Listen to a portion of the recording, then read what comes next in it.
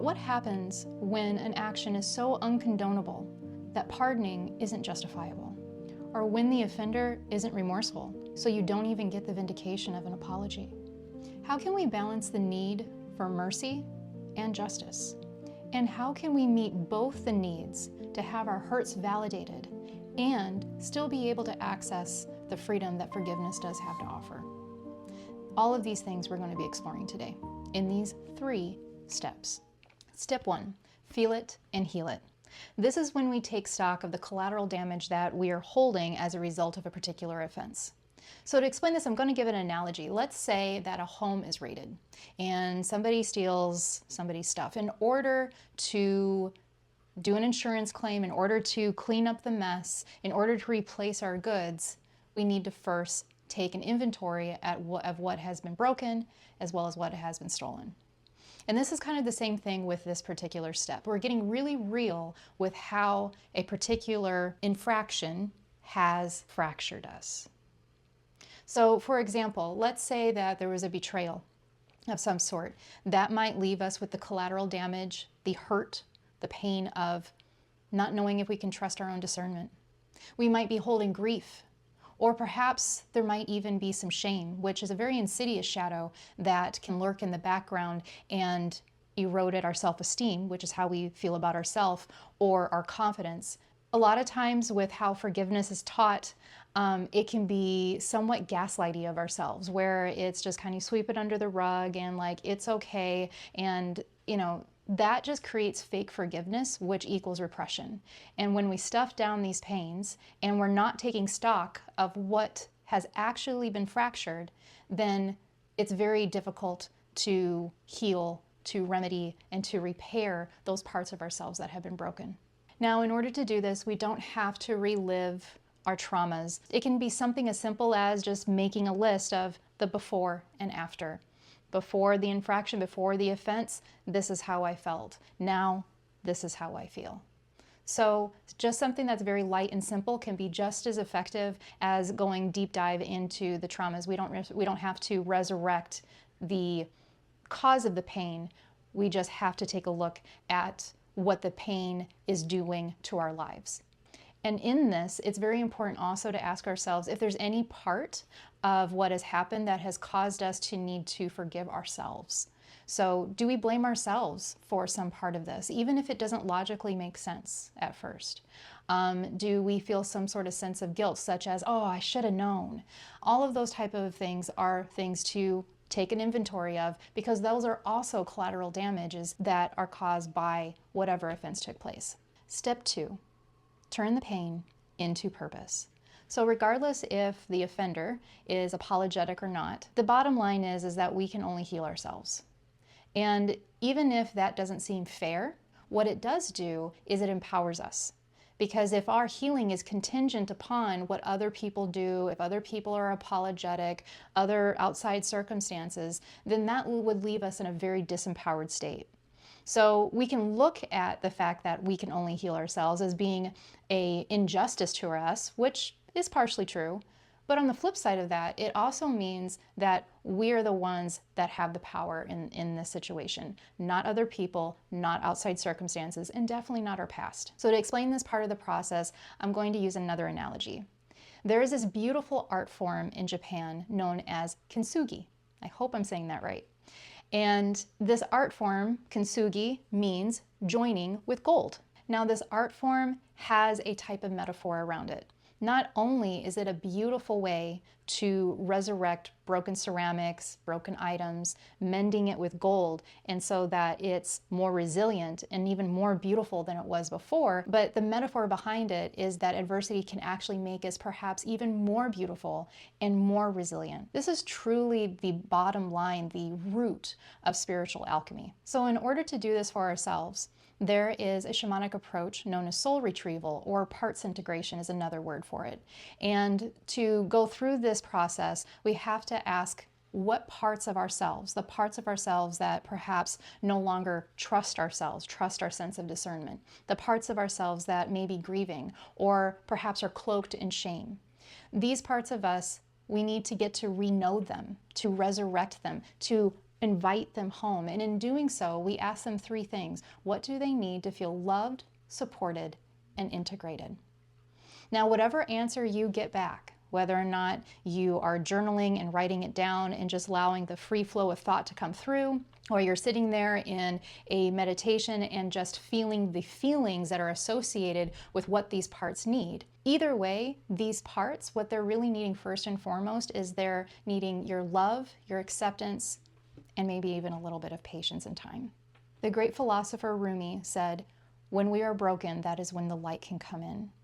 And this process of approaching these parts of ourselves that are disconnected, hurt, alienated, or feeling broken. When we get to know these aspects of ourselves as though they are actually other people, then what we can do is we can use this process as a very potent way to get to know ourselves. And when we get to know ourselves a bit more deeply, that opens up the ability for a heightened self-mastery. And how we do that is covered in step 3. Step 3 is fortify and protect. This is where we take action on what it is that we have learned in step 1 and in step 2. And now in step 3, we step into the archetype of the healer and sage. So just as you're getting to reclaim, reknow, remember, and invite those parts back home, it's important to create rapport with these parts of ourselves. Just like if you were to meet a new friend or perhaps reconnect with an old friend that you haven't seen in a while, if that person made promises that they were going to call, if they were going to keep in touch and never do, well, rapport has been lost. And that goes to the parts of ourselves. These parts of ourselves, they need to gain rapport with us in order for us to gain self-trust and to continue that process of self-acceptance, self-mastery, and self-love. Some of these action items to follow through really depends on the nature of the pain and what those parts need, but they could include writing a letter to the person who was the offender. And whether or not you send it to them is up to you, or up to that part. Do they need the offender to hear, or is it just a cathartic process? Either one's fine. It might also include taking calculated, healthy risks. Perhaps the offense created a need to hide away, to go into more of kind of a hermit mode. Perhaps the calculated healthy risk is to go out there and be social again.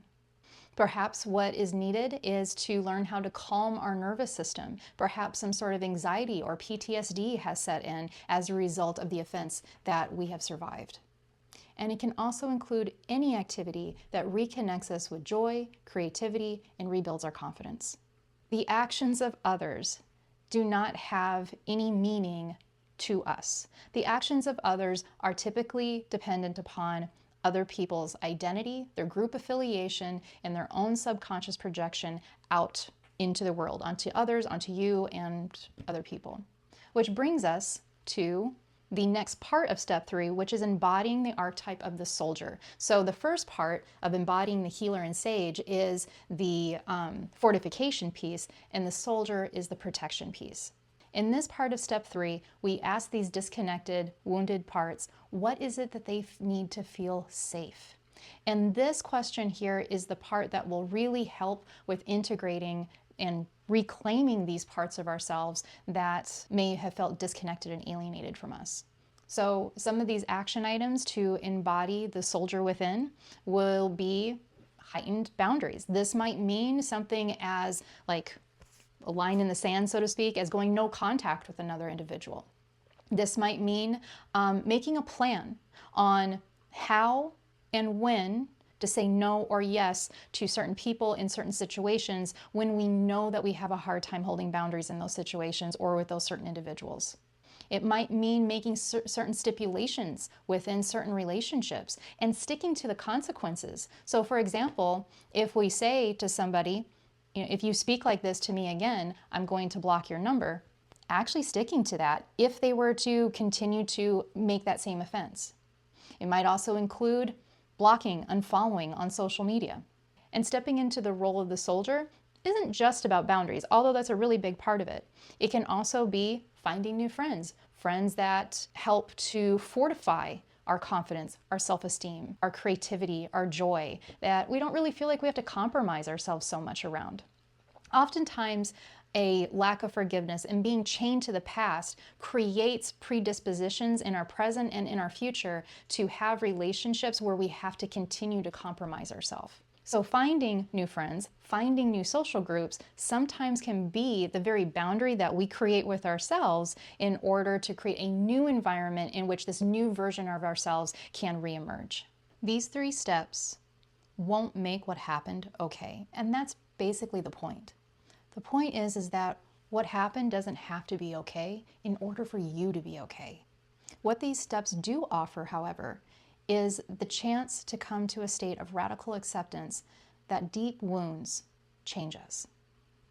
And even when deep infractions have created so many fractures that we feel absolutely broken, we don't have to stay that way. Just like the kintsugi dish, we can resurrect these parts of ourselves that feel disconnected, disempowered, and alienated, and rise again more resilient, more beautiful than ever. Self-acceptance, I believe, is the greatest form of self-love. Acceptance isn't, I love you because, it's just, I love you. Self-acceptance isn't, I love me because, it's just, I love me. My own experience working through this process is that through this self-exploration, self-acceptance increases. And then as the self-acceptance increases, the resistance naturally falls away. We go from victimhood to victorious. We go from holding the weight of the lead of pain to the gold of self-mastery. They say that when we are in the frame of our own life's experience, it's difficult to see the whole picture. So a trauma-aware perspective and guidance can sometimes be helpful in this process. If you are needing some guidance in this kind of process of forgiveness, self-mastery, and integrating those parts that feel disconnected, feel broken, alienated, and perhaps justifiably angry, then take a look at the link below. And if you enjoyed this video, then join our free community, The Inner Circle, where you will find support and practical spirituality for empaths, starseeds, spiritual seekers, and the highly sensitive. As a member, you will get access to the Starseed Survival Kit, a course that is the Swiss Army knife of energetic protection. If you have found any part of this video that has been helpful, entertaining, or enlightening, inspiring, then please hit the bell icon, the subscription, all the things, the likes, the shares, all the things. All of that takes only a moment and really helps out this channel a lot. And for more practical spirituality, take a look at the next video. Don't just be halfway you, be the whole you. I'll see you soon.